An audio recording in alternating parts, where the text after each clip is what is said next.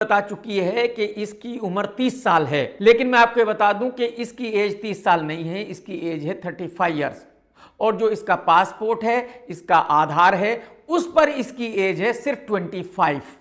उनकी कॉपी मैं यहां आपको नहीं दिखा सकता क्योंकि वो इलीगल हो जाएगा। तो इससे आप अंदाजा लगा सकते हैं कि इस लड़की को याद नहीं रहता कि इसने कल क्या कहा था। इसको इस बात का भी डर नहीं है कि अगर इसका झूठ पकड़ा जाएगा तो क्या होगा। जबकि ये लड़की बिग बॉस की टीम को अपना आधार कार्ड देकर घर में गई है, अपना पासपोर्ट दिखाकर घर में गई है, जिन पर इसकी एज 25 साल है, तो फिर ये खुद ही घर में ये कैसे कह सकती है कि ये 30 साल की है। लेकिन जैसे कि मैंने कहा कि एक झूठ छुपाने के लिए 100 झूठ बोलने पड़ते हैं, तो इसको खुद ही याद नहीं कि ये बिग बॉस की टीम को अपना आधार कार्ड देकर घर के अंदर गई है। इस लड़की ने घर में बताया है कि ये 12th पास है। बिल्कुल नहीं, ये 12th फेल है और इसने अपनी स्टडी ग्वालियर से ही की है। ग्वालियर के बाहर ये नहीं निकली। ऐसा नहीं कि भाई ये अमेरिका जाकर पढ़ के आई है या लंदन जाकर पढ़ के आई है, इसने दुनिया देखी है, या दिल्ली मुंबई जाकर इसने पढ़ाई की है, ऐसा कुछ नहीं है। जो बच्चा घर में रहा हो पूरी जिंदगी, 28 साल ग्वालियर में रही हूँ, ना कोई दिल्ली का एक्सपोजर है ना बॉम्बे का एक्सपोजर। तो जब ये स्कूल कॉलेज में थी तो एकदम लुक्खी सी, सुकड़ी सी, चेमड़ी थी बिल्कुल, जिसको कोई पसंद नहीं करता था।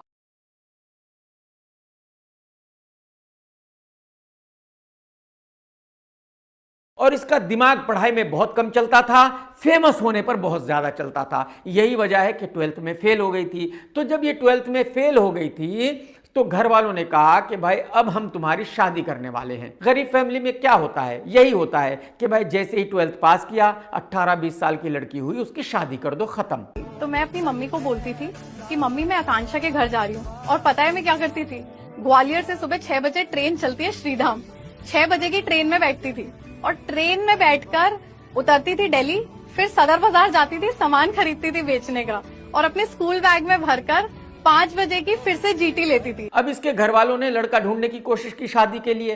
किसी लड़के को ये पसंद नहीं आती थी, और जिस लड़के को ये पसंद आती थी वो इसको पसंद नहीं आता था।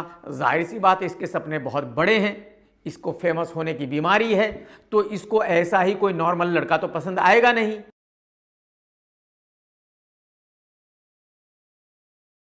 यही वजह है कि इस लड़की की शादी नहीं हुई। लेकिन जैसे कि मैंने कहा कि उसको फेमस होने की बीमारी है, तो इसने क्या किया कि रील्स बनानी शुरू की। और ये रील्स किसके साथ बनाती थी?